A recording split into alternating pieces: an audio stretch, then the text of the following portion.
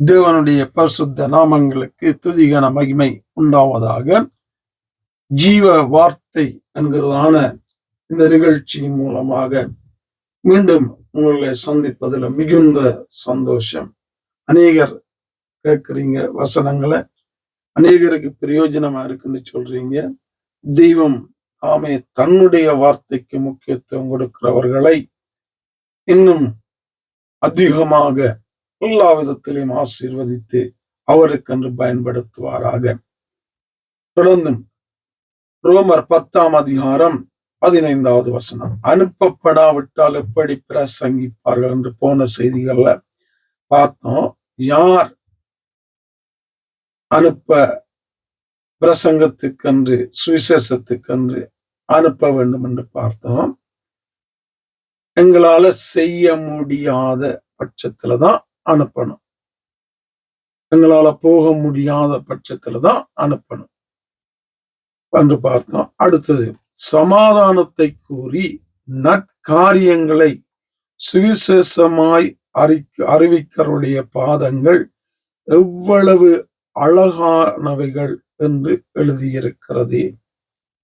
சமாதானத்தை கூறி தெய்வத்துடைய அந்த தெய்வத்துக்கு நேராக வழிநடத்தப்படுவதற்குரிய அந்த தெய்வத்தினால வருகிற அந்த சமாதானமாகி அந்த சத்தியத்தை சுவிசேஷத்தினால கூறி அறிவித்து ஆண்டவருக்காக சத்தியத்திற்காக வாழுகிறவர்களுடைய பாதங்கள் எவ்வளவு அழகானவைகள் என்று எழுதியிருக்கிறது என்று ஆண்டவர் சொல்றார்.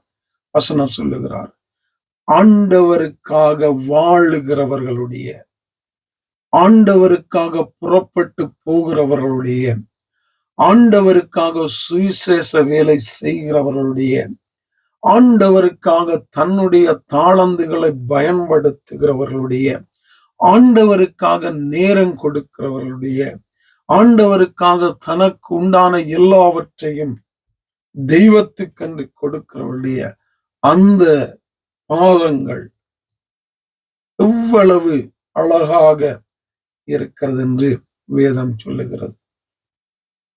புறப்பட்டு போகிறவருடைய பாதங்களை அழகுபடுத்துகிற அந்த மனிதனை அழகுபடுத்துகிறது என்றால் ஆவிக்குரிய ஆசீர்வாதங்களினாலும் உலகத்திற்குரிய ஆசீர்வாதங்களினாலும் அழகுபடுத்துகிற தெய்வம் என்பதை இங்கு வேதம் தெளிவாக சொல்லுகிறது. எப்பொழுது வீட்டுக்குள்ள இருக்கும் போதல்ல, சபைக்குள்ள இருக்கும் போதல்ல,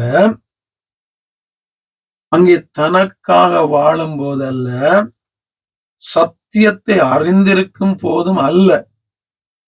இந்த சத்தியத்தை ஜனங்கள் அறிய வேண்டும், அந்த சத்தியத்தை ஜனங்கள் அறிந்து தெய்வத்தை அறிய வேண்டும் என்று அதற்காக புறப்பட்டு போகிற, வேலை செய்கிற, உழைக்கிற, ஊழியம் செய்கிறவருடைய பாதங்கள் எவ்வளவு அழகானவைகள் என்று வேதம் சொல்லுகிறது. பாடுகள் இருக்குந்தா, உபத்திரம் இருக்குந்தா, துன்பங்கள் இருக்குந்தா, அவமானம் இருக்குந்தா, தூஷிப்புகள் இருக்குந்தா, விரோதங்கள்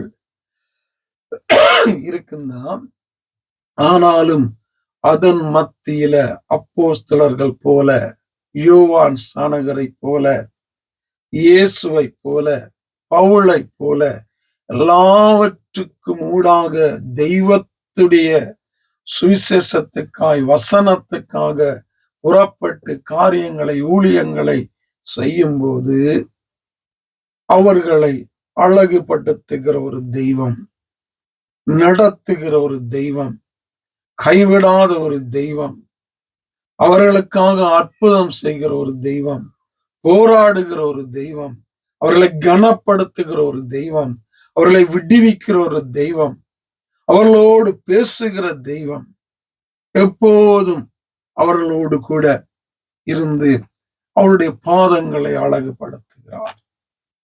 எவ்வளவு மகிமையான ஒரு ஊழியம் எவ்வளவு மகிமையான, வல்லமையான, மகத்துவமான, பயங்கரமான, உன்னதமான ஒரு தெய்வத்துக்கு செய்கிற ஊழியம், வேலை என்பதை அநேக புரிஞ்சு கொள்ளாம, விளங்கி கொள்ளாமத்தான் சத்தியத்தை நேசிக்கிறதும் இல்லை, சத்தியத்துக்காக வாழுகிறதும் இல்லை, அதற்காக புறப்பட்டு போகிறதும் இல்லை. தெளிவாக பவுல் சொல்லுகிறார். அந்த அப்படிப்பட்ட ஒரு மனிதனுடைய பாதங்களை அழகுபடுத்துகிற தெய்வம், பாதம் கல் இடராதபடிக்கு தாவீது ராஜா சொல்றாரு.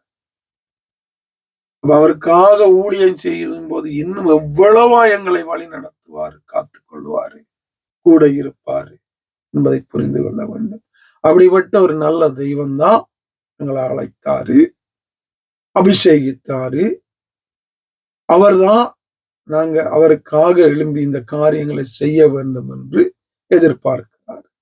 செய்வதன் மூலம் அவர் வைத்திருக்கிற ஆசீர்வாதங்களையும் நடத்துதல்களையும் அவர் இங்க சொல்லுகிறார்.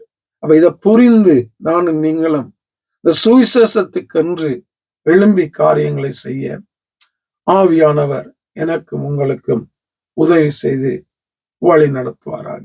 ஆமென்.